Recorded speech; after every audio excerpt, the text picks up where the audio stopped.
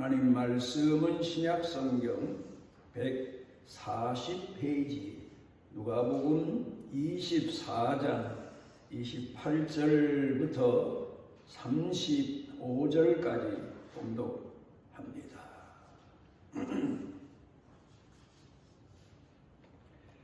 그들이 가는 마을에 가까이 가매 예수는 더 가려 하는 것 같이 하시니 그들이 강권하여 이르되 우리와 함께 유하사이다. 때가 저물어 가고 날이 이미 기울었나이다 하니 이에 그들과 함께 유하러 들어가시니라. 그들과 함께 음식 잡수실 때 떡을 가지사 축사하시고 떼어 그들에게 주시니 그들의 눈이 밝아져 그인 줄 알아보더니 예수는 그들에게 보이지 아니하시는지라. 그들이 서로 말하되 길에서 우리에게 말씀하시고 우리에게 성경을 풀어주실 때 우리 속에서 마음이 뜨겁지 아니하더냐 하고 곧 그때로 일어나 예루살렘에 돌아가 보니 11 제자 및 그들과 함께한 자들이 모여 있어 말하기를 주께서 과연 살아나시고 시몬에게 보이셨다 하는지라. 두 사람도 길에서 된 일과 예수께서 떡을 떼심으로 자기들에게 알려지신 것을 말하더라. 어렸을 때 저희 동네 해가 져서 나그네가 들어오게 되면 사람들이 우리 집으로 보냈습니다. 왜 대개 옛날에 시골길을 가다가 날이 저물면 동네에 들어가서 인심 좋은 집을 찾아 사랑방에 하룻밤 묵어가기를 청하는 그런 일이 어렸을 때 많았습니다.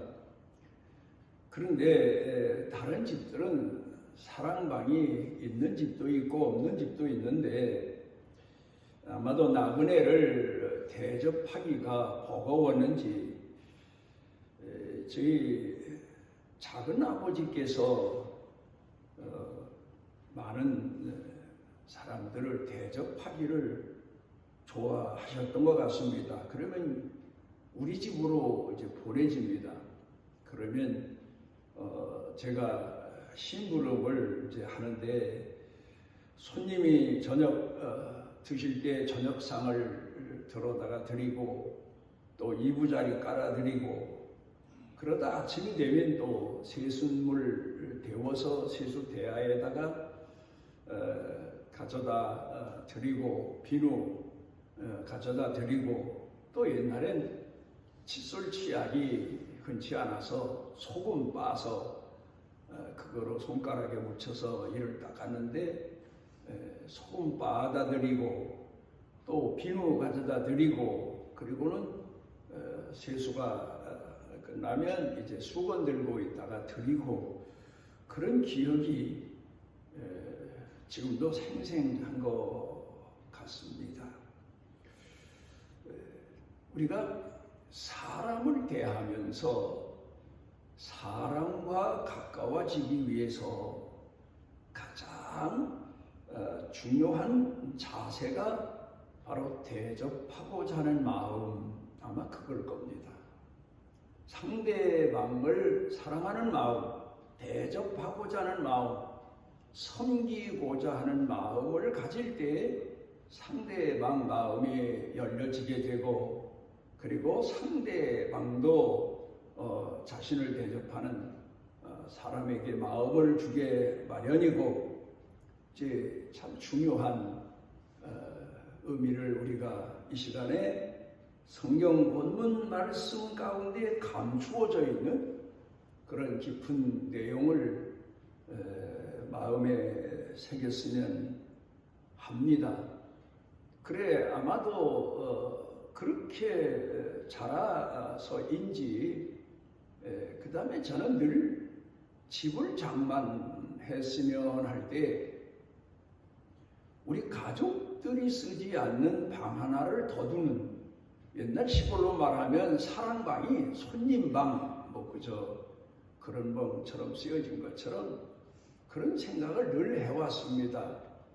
손님이 뭐 목회를 하다 보니까 외국에서도 오고 또 한국에서도 먼 곳에 있는 친구가 찾아왔을 때에 뭐 지금이야 자기 집에서 하룻밤 묵어 가는 사람 대접하기가 쉽지는 않지만 뭐 지금은 다 호텔, 뭐 여관 이런 데가 많아서 그리 손님을 모시지만 지금은 우리 문화가 그랬고 생활 형편들이 나아져서 그렇게 하지만 옛날에는 다 어려우니까 그렇게 하기가 쉽지가 않아서 자기 집 방에 거처하도록 그렇게 했는데, 그래서 늘 저는 방 하나를 더 식구들이 쓰는 방 외에 두었으면 하는 그런 마음을 가졌었습니다. 그리고는 목회하면서 예배당, 이제 뭐 교육관, 예배당 이런 데 건축하거나 또 리모델링 하면서 특별히 손님방을, 부교육자들 방을 우리 부천 교육관에다가 4-5개 만들어 놓고, 그리고는 또 손님방 하나를 해외에서 온 노동자 선교를 우리 교회가 전에 많이 했었어서 그 사람들 거처할 방을 마련해 놓기도 하고, 그래 지금까지도 아주 요긴하게 쓰여지고 있습니다.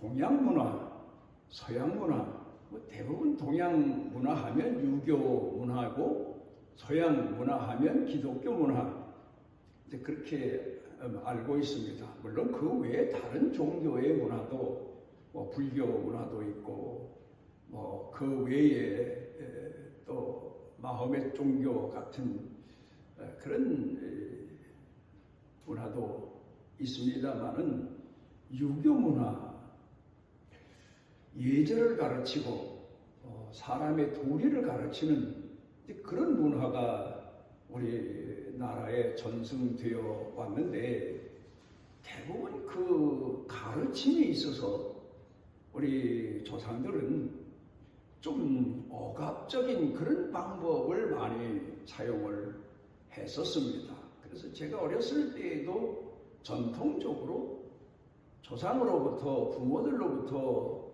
전승되어 온 방법입니다만은 훈계와 채찍, 그게 바로 자녀들을 가르치는 방법이었습니다.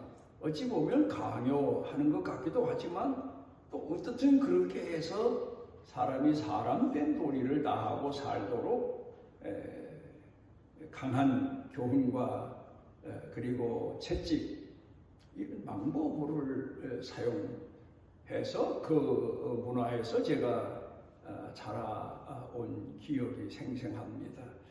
그런데 서양 문화를 놓고 보게 되면 서양 문화는 좀 다른 점이 있습니다.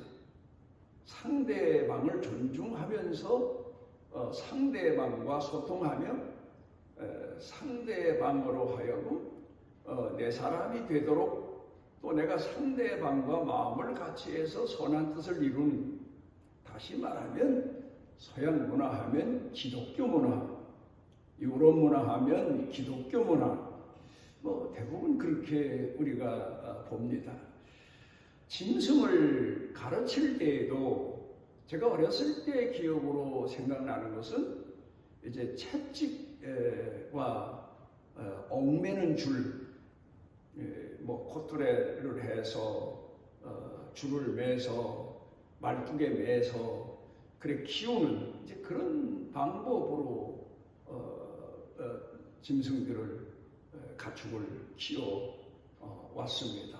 가둬놓고 목을 매놓고 또 필요할 땐 끌고 다니고 그러니까 이제 남에게 피해를 주지 않기 위해서도 그렇게 했겠지만 주인 말에 잘 따르도록 이제 그런 방법을 사용했는데 서양 문화가 들어오면서 짐승들을 대하는 방법이 뭐 우리가 이제 농사 문화에서 산업 사회로 바꿔진 경향도 있지만 채찍보다는 당근 이런 말이 있습니다만은 그래서 짐승들도 훈련을 시킬 때에 간식을 가지고 훈련을 시킨다든가 이제 이런 방법으로 그래서 주인의 말에 따르도록 이제 그런 방법이 우리 사회에 들어와서 지금은 그런 방법이 우리 사회를 지배하고 있습니다. 제가 오늘 말씀 드리고자 하는 것은 우리가 누군가와 소통할 때 하나님과도 성도들이 소통할 때 그리고 이웃과도 우리가 소통을 하고자 할 때에 가장 중요한 점이 바로 상대방을 먼저 알아야 된다는 사실입니다. 내 자신이 뭔가 상대방에게 원하는 요구 조건이 있을 때에 예수님이 가르친 교훈으로 돌아가서 보면 상대방이 원하는 것이 무엇인가를 먼저 알고 상대방을 대접하고 선대할 때에 비로소 내가 원하는 것이 이루어진다. 그렇게 가르쳐 교훈하시고 있습니다. 사람이 내 방식대로 산다는 것 이게 얼마나 오늘 이 넓은 세상을 살면서 좁은 소견인가 하는 것을 우리가 돌이켜 생각해 봐야 됩니다. 하나님을 공경하고자 할 때 하나님의 선하신 뜻이 무엇인가를 헤아리는 그 마음이 있어야 비로소 내 마음의 소원도 하나님께 상달되어지게 되는 겁니다. 우리는 대부분 하나님을 공경하며 신앙생활할 때 내 소원만 가지고 기도할 때가 참 많죠.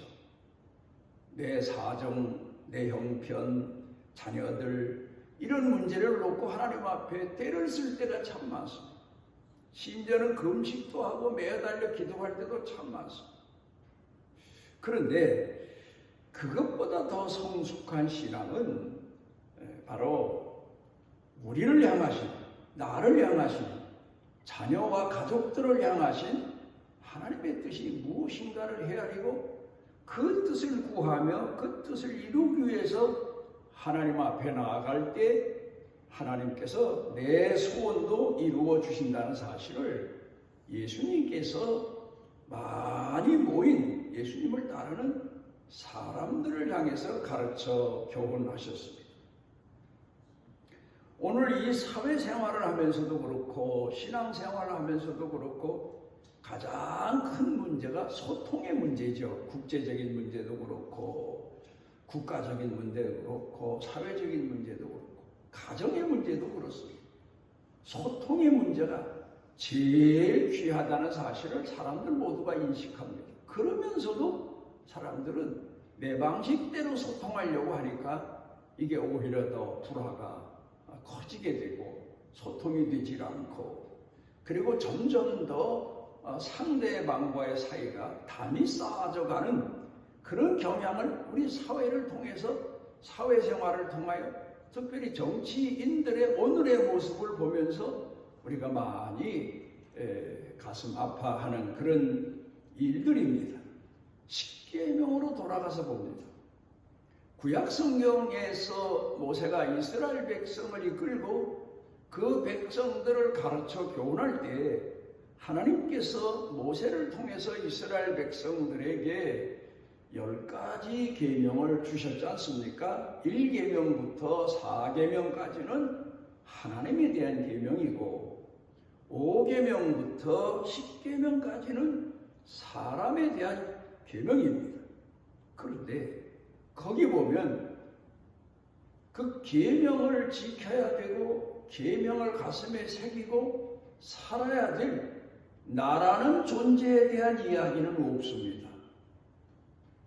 거기 보면 하나님을 잘 공경하도록 가르쳤고 내 이웃을 잘 돌보도록 가르쳤는데 나 자신에 관한 내용은 10계명 중에 하나도 없습니다. 왜 그럴까?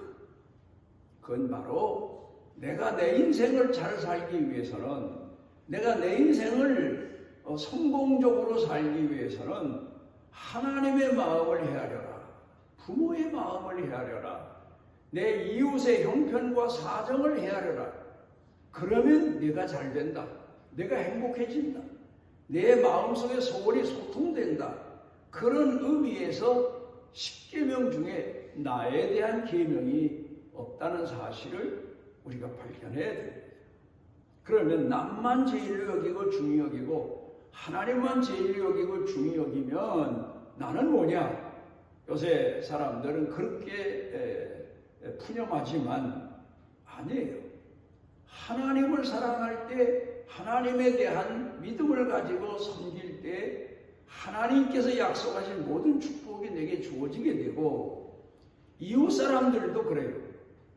누군가 나를 알아주고 누군가 내게 관심을 가져줄 때 나도 그 상대방에게 관심을 가져주고 상대방에게 사랑을 쏟아주고 마음을 주게 되니까 내가 원했던 것이, 내가 먼저 사랑받고 내가 먼저 대접받고 남을 대접하겠다, 그것보다는 내가 남을 대접할 때에 상대방이 나를 대접하는 대접이 얼마나 귀한가도 알게 되고 그 대접의 의미를 알게 되고, 그래서 더 성숙한 신앙의 사람이 된다는 사실을 우리가 인식해야 됩니다. 누가복음 18장 9절로 14절 가운데서 예수님께서 두 사람의 기도하는 방법을 예를 들어 말씀하셨는데, 한 사람은 바리새인입니다. 이 사람은 하나님을 공경한다고 하면서도 이웃을 사랑한다고 하면서도 늘 중심은 자기입니다. 자기 자신이 중심입니다. 그러니까 생각이 큰 겁니다. 무슨 일을 하나 해도 자기가 한 일이 제일 잘한 일이고 제일 큰 일입니다. 나라는 존재가 중심입니다. 그러니까 하나님 공경하는 신앙에 대해서도 내가 하나님 앞에 받은 은혜가 얼마나 큰가를 헤아리기보다는 내가 하나님을 위해서, 교회를 위해서 얼마나 선하게 살았고 충성스럽게 살았나를 늘 기억하고 그걸 대단하게 여기는 겁니다. 자, 우리가 대인관계에 있어서도 그래요. 상대방과 같이 살면서 내가 상대방보다 더 소중하다, 더 크다, 더 위대하다, 더 선하다, 그런 사람일수록 얼마나 상대방에게 부담이 되고 아픔을 주고 상처를 주는지 모릅니다.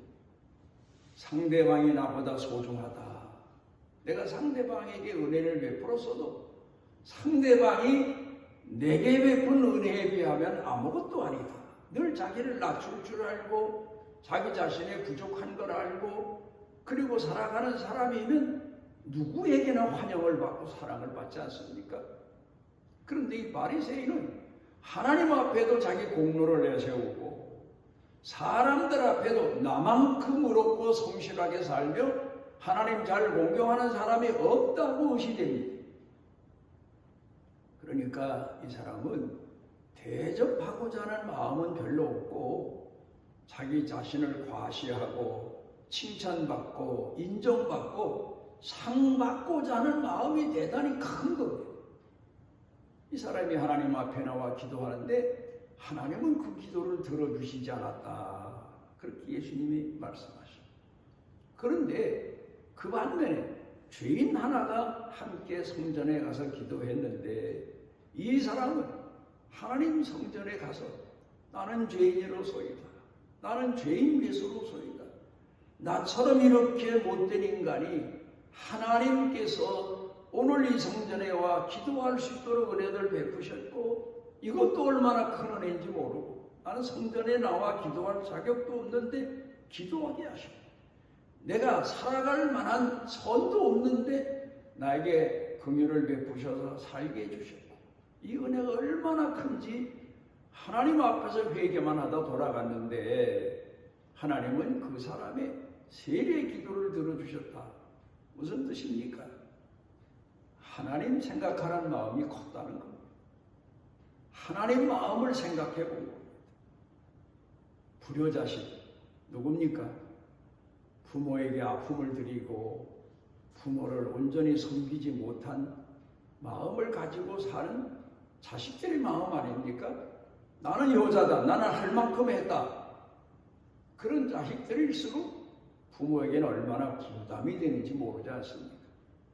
그런 것처럼 우리가 오늘을 살면서 가장 중요한 게 섬기고자 하는 마음. 이제 오늘 성경 본문 말씀으로 돌아가 봅니다. 예수님께서 죽으셨다가 사흘 만에 부활하셨습니다. 기적의 일이죠. 제자들에게 누누이 내가 죽었다가 3일 만에 부활한다 말씀하셨지만 그 말씀의 의미를 달리 생각을 했지, 실제 예수님께서 죽은 자 가운데서 살아나시리라고 생각을 못한 겁니다. 그러다가 여자들이 예수님 무덤에 올라갔다가 예수님 부활하신 모습을 봤다. 그리고 전하니까 반가운 소리 같기도 하지만 믿어지지가 않는 거예요. 믿지를 않았어요. 그리고 각각 흩어져서 이제 오늘 성경 본문에도 엠마오에 살고 있던 사람들이 예수님을 따라 제자로 예수님을 섬기며 다녔었는데, 예수님이 돌아가시니까 예수님 제자하면 12제자 외에도 그 외에 70인의 제자가 있었고 또 그 외에 많은 여성, 남성 제자들이 또 있었습니다. 사도가 12이었지 나머지 제자는 참 많았습니다. 근데 그 중에서 이 두 사람이 참 이상하다. 우리는 그렇게 메시아 예수님을 따라 섬기고 다녔는데 십자가에 못 박혀 돌아가다니, 부활하셨다는 소식을 듣고도 믿어지지 않아서 그냥 여성들이 환상을 봤겠거니 아마 이렇게 생각했던 것 같아요. 그리고는 자기 고향으로 돌아가는데 부활하신 예수님이 베드로도 찾아가셔서 만나신 것처럼 이 두 제자에게도 나타나셨습니다. 그들이 가면서 이사야의 글을 읽으면서 도무지 이해가 안 가서 여러 가지 둘이 토론을 하고 가는데 예수님께서 오셔서 메시아가 고난당하시는 일과 그리고 마지막에 십자가에 돌아가시지만 다시 살아나실 일에 대해서 설명을 해줍니다. 그러면서 같이 걷습니다. 근데 이 사람들 예수님인지 몰라요. 누군가 길을 가는 나그네가 동행해 주는 줄 알았어요. 그런데 성경을 그렇게 자세히 설명해 주니까 마음이 뜨거웠다, 깨달았다, 그런 얘기도 있지 않습니까? 그러다가 자기 이제 고향 동네로 해지기 전에, 옛날엔 대부분 그랬잖아요. 해가 지면 어두워서 길을 잘 못 가니까 어둡기도 하고 또 어두우면 여러 가지 부담스러운 일들이 많아서 걸음을 재촉해서 해지기 전에 자기 목적한 데를 갑니다. 자기 고향을 갔어요. 해가 져요. 그런데 그때 예수님께서는 제자들을 이제 시험해 보시기 위해서 그냥 가시려고, 더 가시려고, 그러자 이 날이 저물어 가는데 우리 집에 머무시고 가십시오 하고 제자들이 예수님을 자기 집으로 모십니다. 그리고는 제자들이 이제 그 자기 집에서 지금까지 함께 걸어온 그 손님인 분에게 대접을 합니다. 음식 대접을 합니다. 그러자 예수님께서 그 음식을 드시고 기도하시는데 그때 제자들 눈이 밝아져서 부활하신 예수님인 줄 알게 됐다. 오늘 성경 말씀. 참 중요한 대목입니다. 대접하면서 비로소 부활하신 예수님인 줄 알게 됐다. 우리가 하나님 말씀을 들을 때 가슴이 뜨거워질 때도 있고 깨달아질 때도 있지만 그 말씀대로 순종할 때, 헌신할 때, 대접할 때, 섬길 때, 그때 가서 그 말씀의 진리가 확실하게 깨달아지는 것처럼 바로 눈이 밝아져서 영의 세계가, 믿음의 세계가 더 환하게 보여지고 크게 보여지는 그런 기적을 체험할 때가 참 많습니다. 우리 하나님 말씀을 보면서 깨닫고 감동하고 하지만 그 말씀을 실제 생활로 돌아가서 말씀대로 순종하고 살 때에 내 생각이 더 영안이 더 넓어지고 깊어지게 되고 더 감동되게 되고 확신이 생기게 되고, 그래서 믿음은 훈련이다 그렇게 말하지 않습니까? 어린아이 믿음, 어린아이가 어렸을 때는 자기중심이었지만 살아가면서 이런저런 일에 부딪히면서 생각이 넓어지고 성숙한 사람이 되는 것처럼 믿음의 세계도 역시 행동하는 신앙, 삶의 신앙에서 우리 믿음이 자라가게 되고 더 확신에 거하게 되는 겁니다.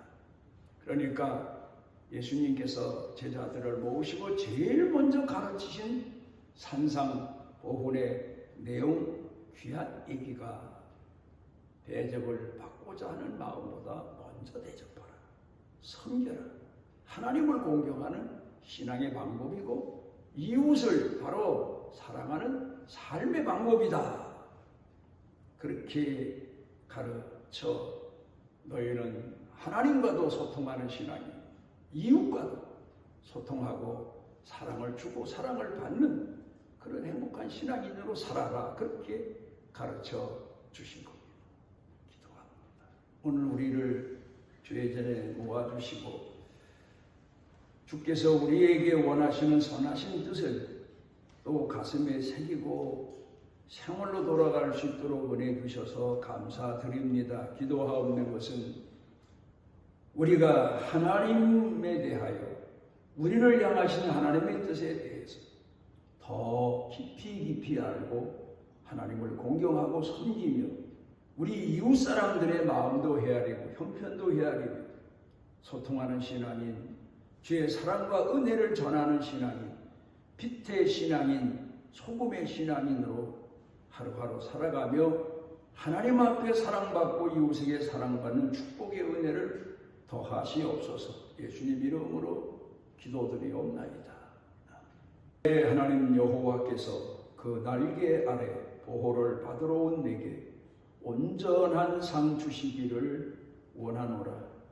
우리에게 오셔서 우리의 선한 목자가 되셔 하나님 공경하며 이웃 사랑하는 사랑의 방법을 가르쳐 주시고 이끌어 주시는 우리 주 예수 그리스도의 무한하신 은혜와 세상 끝날까지 영원토록 우리를 포기하지 아니하시고 품에 품으시고 사랑하시는 아버지 하나님의 만극하신 사랑과 지금도 우리 속에 내재하셔서 깨워주시고 빛되게 하시고 때로는 위로해 주시고 힘과 능력을 더해 주시는 성령님의 은총이 사랑하는 자녀들 머리 위에 생각, 마음, 사는 생활, 가족, 일터, 경영 그리고 온 교회 중에 넘치고 넘치도록 함께 하시기를 축원하옵나이다.